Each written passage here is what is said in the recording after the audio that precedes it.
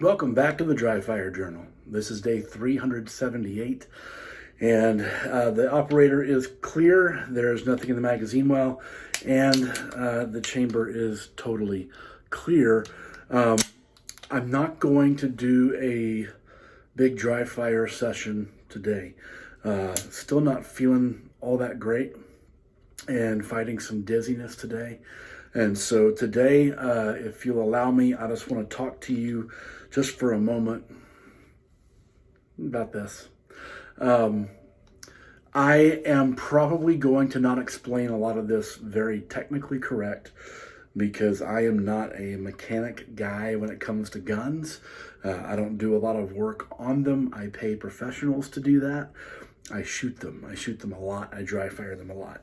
The Springfield Operator, just so you know the full update, I have had it for a month. I have put a little over 4,500 rounds through it. Zero malfunctions beyond the expected new gun stuff that we always tend to get with a lot of new guns that are built to high tolerances. And I want to explain a couple of things. Again, I am not the foremost expert on any of the words I'm about to tell you, but conceptually, I invite you to think through a couple of things. This is why this gun works so well for me. I am not trying to convince anybody else of anything whatsoever. If you want to run your double stack polymer striker fire, modern whiz bang space gun, awesome. I'm all about that. I have them too. I want to tell you what appeals to me with this gun. First, the single action hammer. It has a spring that keeps it active, constantly wanting to run forward as I press the trigger.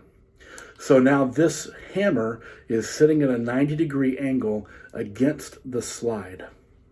So as I press the trigger, one of the reasons why the 1911 Recoil in 9mm is so absolutely amazing is because the 90-degree hammer is applying forward pressure to the slide, slowing it down slightly as it runs to the rear.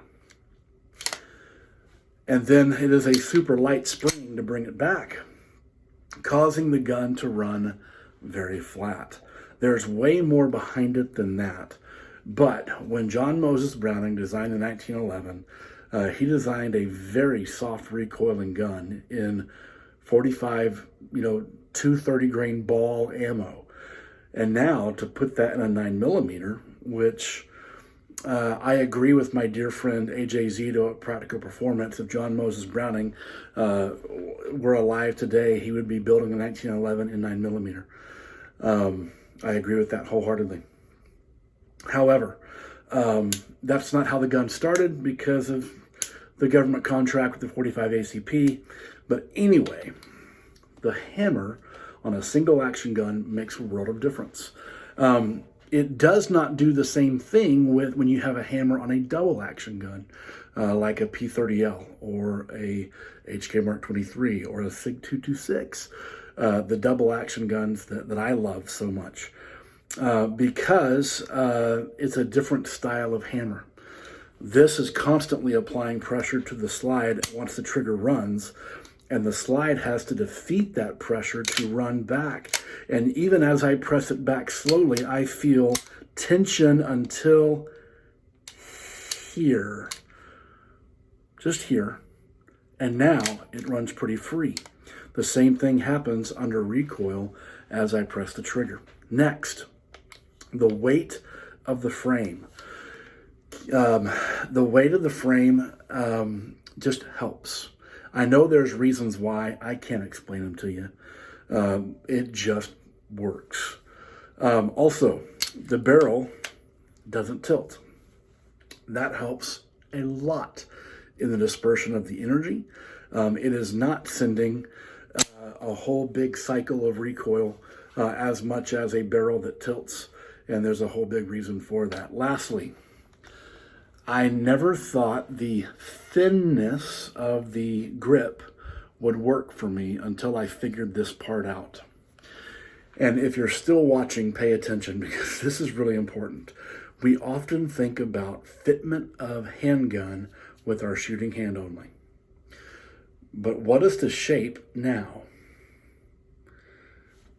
Here's the gun. But once I apply my shooting hand, now is when I can figure out the fitment of the gun and not before. Can I put my support hand where it goes? And with that support hand, still reach all the controls that I might need? Can I run this? Can I connect with my safety? Can I do all the things that I might want to do with my grip intact? I have ginormo hands. And that's why I fell in love with the Mark 23 the first time I felt it at a SHOT Show back in 2017. I love the size of it because it fit my hand, singular, because that's what I thought good fitment meant. The more I work with students on a daily basis, both at the range and with Red Hawk, the more I realize that fitment is about your support hand being able to get around here well enough to do all the work it needs to do. So, for me, and I'm not ascribing this to anybody else, for me, I have found my weapon of choice. And so I invite you to think through what led to your decision for your gun. Is it because it's what somebody else told you to use? Is it because that's what is popular? Is it a gift somebody gave you? Is it, honestly, did you buy it so that people would think you were cool? Why did you choose the gun that you use? Is it for its track record?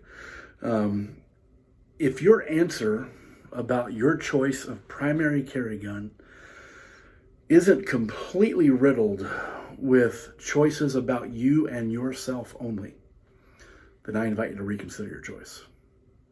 Those are my thoughts tonight, and I hope this helps at least cause some thought. And tomorrow I'll be back with the actual dry fire work. See you then.